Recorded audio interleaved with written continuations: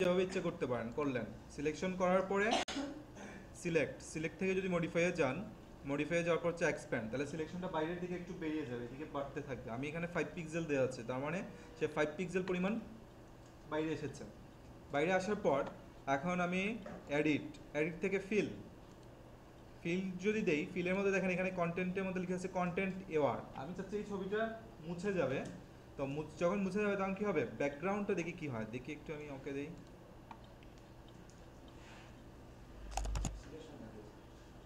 এই যে দেখো ভ্যানিশ হয়ে গেছে, ঠিক আছে। মানে এটা এখানে যে কিছু ছিল বা কিছু এখন বোঝা যাচ্ছে না, কিন্তু এখানে ফিলটা কি করছে, সে কন্টেন্ট এওয়ার, তার চারপাশ থেকে যে কালার কম্বিনেশন আছে সেটাকে মিল করে সেই জায়গাটাকে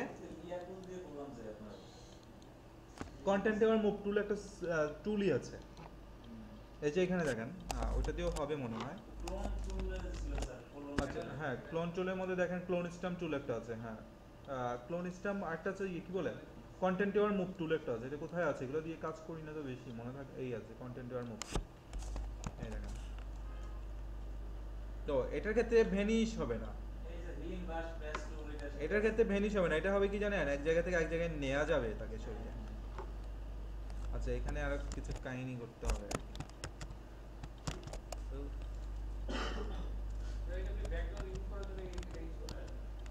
এটা হচ্ছে ব্যাকগ্রাউন্ড রিমুভি, আমি চাচ্ছি যে ওই ব্যাকগ্রাউন্ডটাকে ঠিক রাখার জন্য আর কি। হ্যাঁ, সরাইয়া দিব। হ্যাঁ, সেটা আমি ওটা সিলেক্ট করে ফিল করে দিলাম ইয়ে দিয়ে। এই যে দুই তিনটা ইমেজ। আচ্ছা, দুই তিনটা ইমেজ কি লিখবো?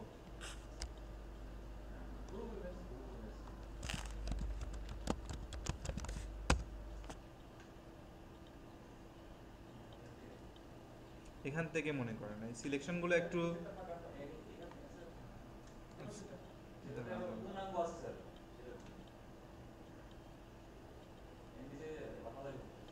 এটা এটা নিব।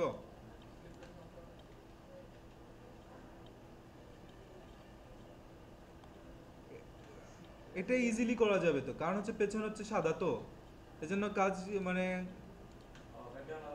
মানে ব্যাকগ্রাউন্ড সহজেই চলে যাবে। এটা একটু ক্রিটিক্যাল ছবি হলে কি মানে পেছনে,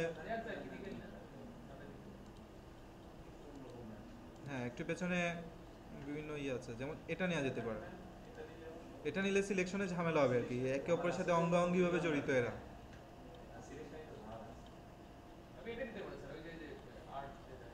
এটা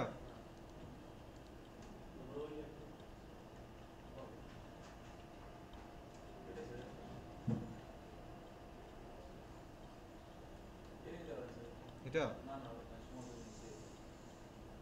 আচ্ছা আচ্ছা, দাঁড়ান দেখি। আমি চাচ্ছিলাম বসা অবস্থায় আছে এরকম।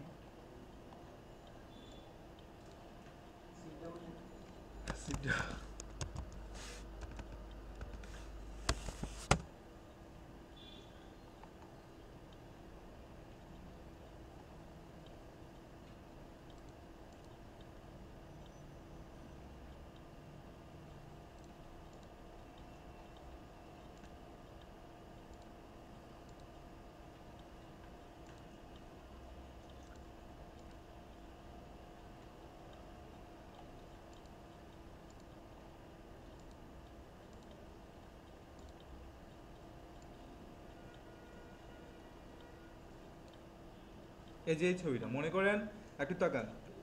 এই যে মহিলাটা এখানে বসা আছে, তাকে নাই করে দিব। তো সেক্ষেত্রে দেখি আসলে সেটা কতটা কার্যকর হয়, কারণ কন্টেন্ট এওয়ার দিয়ে করলে হবে কি, সে তার চারপাশ থেকে কালার এনে সেটাকে ফিল আপ করে। হ্যাঁ, এখন তাহলে আমরা একটু সিলেকশন করে দেখি কি অবস্থা। আচ্ছা, ব্রাশ আমার অনেক ছোট, এই জন্য এরকম দেখাচ্ছে, বড় করি। হ্যাঁ,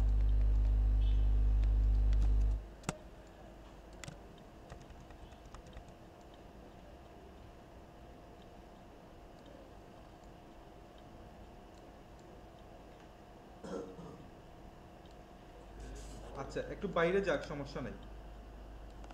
বেশি বাইরে গেলে তো আবার সমস্যা। আমি ল্যাসো টুল দিয়ে কাজ করি, ল্যাসো টুল দিয়ে। আচ্ছা আচ্ছা, মহিলাটাকে পুরো সিলেক্ট না করলে হবে, তার চারপাশে সিলেক্ট করলেই হবে। কারণ কন্টেন্ট এওয়ার তো তার চারপাশ থেকেই নিবে সে। কোথায় ছিল এটা? আচ্ছা এটা দিয়েই করি। এই দেখেন এই আছে অবস্থা। হ্যাঁ, এখন রাইট মাউসে ক্লিক করলেও ফিল থাকার কথা, এই যে ফিল। যদি না পান তাহলে এডিটে গেলে ফিল পাবেন। ফিল এখানে অবশ্যই আপনাকে কন্টেন্ট নেওয়ার থাকতে হবে। যদি কন্টেন্ট নেওয়ার না দিয়ে আপনি ব্যাকগ্রাউন্ড দেন তাহলে এখানে ব্যাকগ্রাউন্ডের কালারটা ফিল আপ হবে। ফরগ্রাউন্ড দিলে ফরগ্রাউন্ডের কালার হবে। তো আমাদের থাকবে হচ্ছে কন্টেন্ট নেওয়ার দিয়ে ওকে। আচ্ছা এখানে কি সে এই মেয়েটার ছবিটাকে নিয়ে আসছে, তার মানে আমাদের সিলেকশনটা বেশি ইয়ে হয়ে গেছিলো। দাঁড়ান একটু সচেতনভাবে নেওয়া দরকার। লেসো টুল দিয়েই নিব। হুম,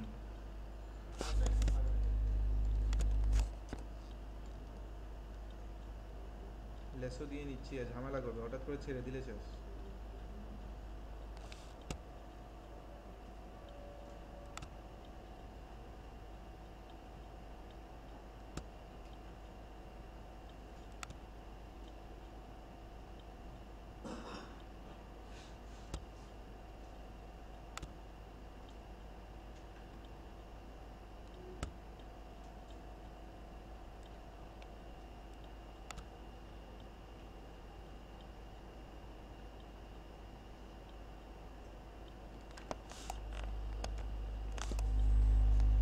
আচ্ছা, রাইট মাউস ফিল কন্টেন্ট নেওয়ার